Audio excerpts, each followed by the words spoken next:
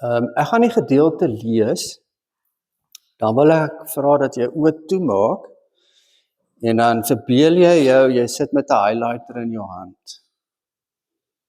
En dan in jou gedagtes onderstreep die woorde wat by jou vassteek. Reg so? OK, kom ons maak ons oë toe. Net daarna het Jesus sy disippels in die skei laat klim, om so lank voor hom uit te vaar na die oorkant toe, terwyl hy nog eers die mense huis toe laat gaan. Nadat hy die mense weggestuur het, het hy alleen na die berg toe gegaan om te bid, en toe dit aand word, was hy daar alleen. Die skuit was reeds 'n paar kilometer van die kus af en is deur die golwe getuister, want die wind was van voor. Met dagbreek die volgende môre het hy op die see na hulle toe aangeloop gekom. Toe sy disippels hom op die see sien loop, het hulle groot geskrik en gesê, dis 'n spook. Van angs het hulle hart begin skreeu. Maar Jesus het dadelik met hulle gepraat en gesê, wees gerus, dit is ek, moenie bang wees nie. Toe sê Petrus vir hom, Here, as dit regtig U is, beveel my om op die water na U toe te kom. Kom, sê Jesus. Petrus het uit die skei geklim, op die water begin loop en naby Jesus gekom. Maar toe Petrus sien hoe sterk is die wind, het hy bang geword en begin sink en uitgeroep, Here, red my. Dadelik het Jesus sy hand uitgesteek, hom gegryp en vir hom gesê, klein gelowige, waarom het jy begin twyfel? Hulle het toe in die skei geklim en die wind het gaan lê. Die man in die skei het voor Jesus gekniel en gesê, U is waarlik die Seun van God. OK. Ek sal later 'n vers uitlig, en dan kan jy kyk of jy dieselfde enetjie onderstreep het as wat ek onderstreep het. Natuurlik sal ons verskillende gedeeltetjies onderstreep, want die Here praat nie altyd dieselfde met elkeen van ons nie. Nou baie interessant, as jy na skilderye gaan kyk oor hierdie deel in die Bybel, ek kon nie 'n skildery kry van Petrus wat loop op die water nie. Ek kon net skilderye kry van Petrus wat sink, wat nogals interessant is. Hierdie skildery kom die naaste daaraan, maar daar begin Petrus klaar sink. Interessante vraag om te vra, nee. Hoekom het kunstenaars besluit om daai deel van die verhaal waar hy sink, om juist dit uit te beeld?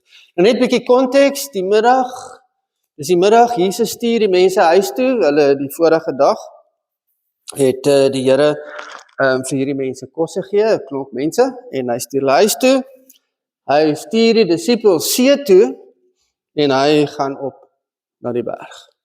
Daai nag spandeer Jesus op die berg, terwyl hy bid. En die disippels spandeer die nag in 'n verskriklike storm op die see, as gevolg van Jesus. Dit laat die mens nogal dink, nee. Jesus plaas hulle in 'n geweldige storm.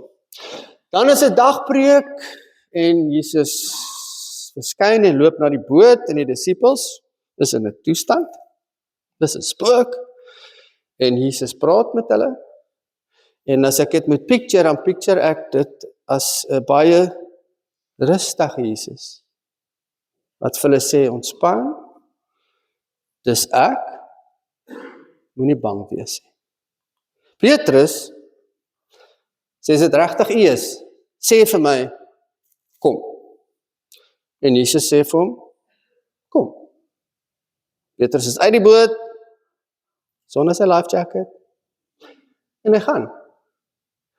En dan op pad na Jesus oorval vrees hom, hy sink, en hy skree, red my. En dit is dan wat Jesus doen. En hulle klim in die boot, die storm is stil, en die disippels kniel voor die Here, En hulle bely, U is die Seun van God. Nou daar is 'n interessante stukkie detail wat die Bybel nie gee nie, is hoe het Jesus en Petrus toe nou by die boot uitgekom? So Jesus trek hom uit die water uit, so die twee van hulle toe nou saam op die water geloop en in die boot geklim, of het Jesus Petrus half getrek en ingesit?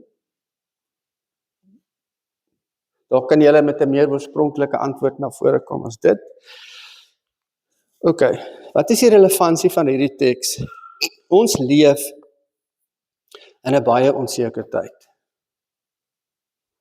Iemand sê nou dat vir my, ek weier om nuus te kyk, ek weier om koerant te lees, want alles wat ek lees en sien ontstel my. Maar interessant, die een wat dit nie wil lees en nie wil kyk is in elk geval ontstel. Verstaan, want ons kan nie van hierdie goed wegkom nie. Ons hoor dit en dit affekteer ons. En ons het 'n regering wat ons land gruwelik in die steek laat. Dit kan ons maar almal met eerlikheid vir mekaar sê. En dan natuurlik hierdie 30% storie van FSA. Wat is die impak daarvan? Ek het verneem, julle het in die koerant gesien van 'n besigheid wat gesê hulle het 750 miljoen rand se kontrakte verloor as gevolg daarvan. Ek weet van 'n ander besigheid in ons stad waar hulle 25% van die werksmag gaan aflê as gevolg daarvan. En dis 100 mense waarvan ons praat. So as praat van 100 mense, dan praat ons van, sê maar, blykbaar in ons land is dit gemiddeld 5 mense per gesin. So as jy van 100 mense praat, dan praat jy van 500 mense wat ewe skielik sonder 'n inkomste gaan wees. En die goed gaan sit maar op ons. Meer as wat ons eintlik agterkom, dink ek. Nou hier is die belangrike sin in hierdie gedeelte, dink ek. Jesus wat sê, wees gerus, dit is ek. Moenie bang wees nie. Dis Jesus wat vir hulle sê, ek is hy. So julle kan nou maar rustig raak. Dit gaan in hierdie gedeelte oor vertroue in 'n persoon. Vertroue in die persoon wat teenwoordig is. Nou hier's 'n lysie van wat dit nie is. Dit is nie vertroue in 'n filosofie of al hierdie self-help goed deesdae nie, of hierdie nuwe ding van mindfulness nie. Nie vertroue in dit nie. Dit is nie vertroue in 'n spesifieke teologie nie. Ek glo reg. Voel rustig, ek glo reg. Dis nie vertroue in 'n geestelike ervaring nie, want jy weet as 'n mens 'n geestelike high ervaar, is ek so voel rustig en ek het vrede en ek is okay, maar julle weet wat 'n geestelike high word ook maar 'n geestelike low. Dis ook nie 'n vertroue in 'n geestelike formule of ek het daar geskryf 'n resep of 'n ritueel. En dit hoor 'n mens baie. Dat mense sê, man, moenie worry nie, jy moet net vas. Moet net vas maak. So. Of jy moet net reg bid. So bid, nie so bid nie, so. Dis die formule. So as jy so vas en as jy so bid, kan jy maar ontspan. Of die ding wat eintlik al jare gesê word, jy moet net die Here se beloftes, just claim it. Nee, verstaan, daai goed is alles formules, is asof dit geestelike resepte is. En daarin moet 'n mens nie vertrou nie. Nou wil ek graag hierdie vir julle wys. Dis ook nie vertroue in 'n dominee of 'n pastoor of 'n profeet nie. My kind stuur vir my hierdie foto. Iemand wat hy ken, wat by die betrokke kerk aangesluit het. Okay, kom ek lees die kind se woorde. Oh, how my life, nou kan julle sien wat daar gebeur, né? Ek het net die gesigte en die name uitgehaal. Julle kan sien wat daar gebeur, né? Oh, how my life has changed by the laying of hands of a true prophet. And how I've experienced the power of God. En dan hierdie opmerking. What an honor it is to be a son or daughter of prophet, en dan die prophet se naam. Sien julle Jesus daar? Ek sien absoluut niks van Jesus daar nie. Ek sien 'n mens daar nie. Iemand wat geloof bou, iemand wat vertroue plaas in 'n mens wat homself noem 'n profeet. Ek is veilig omdat Jesus my vashou. Dis nie ek wat aan iets vashou nie, soos aan 'n mens of aan 'n filosofie of aan 'n geestelike rituele. Dit is Jesus. Ek is veilig want hy hou my vas. Want hy is die een wat loop op die water. So kom ek veilig is. Nou, vertroue in iemand groei soos wat ek die persoon beter leer ken. Is dit reg? Dit is hoe almal van ons werk. Jy is verskriklik dom as jy iemand vinnig vertrou. Dit klink bietjie kras. Kom ek sê dit mooi. Dis dwaas om iemand vinnig te vertrou. 'n Mens moet tyd vat, sodat jy iemand kan leer ken en kan besluit, gaan ek jou vertrou of nie. Nou, ons sou dink dat Petrus Jesus gaan vertrou.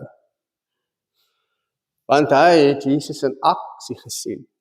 Hy het so pas gesien hoe dat Jesus vir duisende mense kos gee met niks. Hy het gesien hoe dat Jesus mense genees. Hy het geluister na wat Jesus gepreek het. So, hy was nie 'n splinter nuwe disipel nie. So, hoekom vou hy? En die antwoord is, want hy ken Jesus nog net 'n jaar of 2. Hy ken Jesus nog net 'n kort rukkie. So ons weet wat hy verkeerd gedoen het. Hy het sy oë van Jesus af, hy het nie gefokus op Jesus nie, maar hy het gefokus op die storm op die see. Maar hy kon nie. Hy kon nog nie. Want hy ken Jesus regtig net nog 'n klein rukkie. Maak dit sin? Jare later was dit 'n ander Petrus, 'n onverskrokke Petrus, wat Jesus toe na al 'n paar jaar geken het. So wat het hy nie gehad nie? Hierdie is 'n verskriklike mooi aanhaling van Dallas Willard, die teoloog, filosoof. Peter was not trained for this moment. He was thrilled, but unformed. Hy is nie opgelei vir hierdie oomblik van klim uit die skip nie. Hy was geweldig opgewonde om Jesus te sien, maar hy was nog nie geestelik gevorm om op die water of om op Jesus gefokus te bly nie. Om in geloof vorentoe te beweeg. In Engels, ek hou van die Engels wat sê to step out in faith, né? Of binne die konteks van die prentjie, om uit die boot te klim, is 'n daad van vertroue. Dis 'n keuse om iets te doen wat ek nie kan beheer nie en wat ek nie kan voorsien wat gebeur nie. Dit is wat Gospel for Asia doen. Step out into faith. In die vertroue dat die Here sal sorg en die Here sal voorsien. Dis dieselfde met CMR. Dit is 'n step out in faith. Dis vertroue in die Here en dit is om iets te doen wat jy nie volledig oor beheer het nie en jy kan nie die gevolge daarvan voorsien nie. Dink aan 'n kind in die hoërskool wat altyd skaam is, wat nooit in die klas sal praat nie. Wie van julle was so? Jy sit net daar op jou plekkie. En as die juffrou sê, wie gaan iets sê, dan skielik is jy baie besig hier met notes. Wie van julle was so? Vertel my. Is okay, nie 'n fout nie, dis net hoe ons aan mekaar gesit is, né? En nou kom die juffrou by hierdie kind en sê, sal jy die opening doen in die saalperiode? Ek wil hê jy moet asseblief vir ons bid vanoggend vir die skool. En die kind is bang. en sê ek weet nie of ek dit kan doen nie. Maar die kind glo, die Here sal my help. Stap op die verhoog, sy knie bewe, is 'n daad van geloof. Dit is om iets te doen wat daai kind nie weet, wat gaan die gevolge wees nie. Gaan iemand my spot, gaan iemand skelm vir my 'n foto neem, maar wat ek kan doen, step out in faith. Okay, om in geloof vorentoe te beweeg, sonder om geestelik gevormd te wees, beteken, en ek het 3 goed daar, die eerste is dat ek plaas my vertroue in myself, in my krag, in my wil, en my planne. En ek moet net hard probeer. Hierdie ding wat ek vir die Here wil doen, of hierdie ding wat ek moet doen, ek gaan net hard probeer, en ek gaan glo, en ek gaan bid. En dan dikwels is dit 'n optrede vanuit 'n impuls of 'n emosie, en nie 'n optrede vanuit 'n diepe vertroue in die Here, en met die leiding wat die Here gee. Die tweede wat gebeur, as ek in geloof vorentoe beweeg, en ek is nie geestelik gevorm nie, is dat, as daar 'n krisis is, wat my geloof toets. Ek het hierdie ding wat ek vir die Here wil doen, en ek begin dit doen, en ewe skielik gaan al die deure vir my toe. En dan raak 'n mens moeg en moedeloos, en dan is jy alleen, en jy is bang. Die derde is, dat ek, wanneer ek beheer verloor, kan bang raak. Die waarheid is, as 'n mens dinge vir die Here wil doen, en as jy baie goed wil doen, is dit maklik om beheer te verloor, en dan is dit 'n krisis. Hierdie is 'n ongelooflike onderskeid, en hiervan kan julle 'n note maak. Having faith in Christ, and growing into the faith of Christ. Hoor julle die verskil? Having faith in Christ, glo jy is, groei in geloof in Christus, en dis die diepe geloof, en dit is wat ons laat vasstaan. As ons na Jesus kyk, Jesus het die dieper geloof gehad wat vasgestaan het. Dis hoekom hy aan die kruis kon hang, dis hoekom hy in Getsemane kon sê, laat u wil geskied. Want Jesus se vertroue was diep geanker in sy hemelse Vader. Dis waar sy vertroue gelê het. Onwrikbaar. Maar Jesus het ook gegroei in dit in. As ons na Jesus se verhaal kyk, want onthou, Jesus was ook volledig mens. En hoe het Jesus gegroei in hierdie onwrikbare vertroue in die Vader? Die eerste is dat hy het hom verdiep in die skrif. As kind het hy reeds die skrif bestudeer. En hy het hom verdiep en hy het geglo en die beloftes van die Here geken. Hy het gebid. Jesus het baie gebid.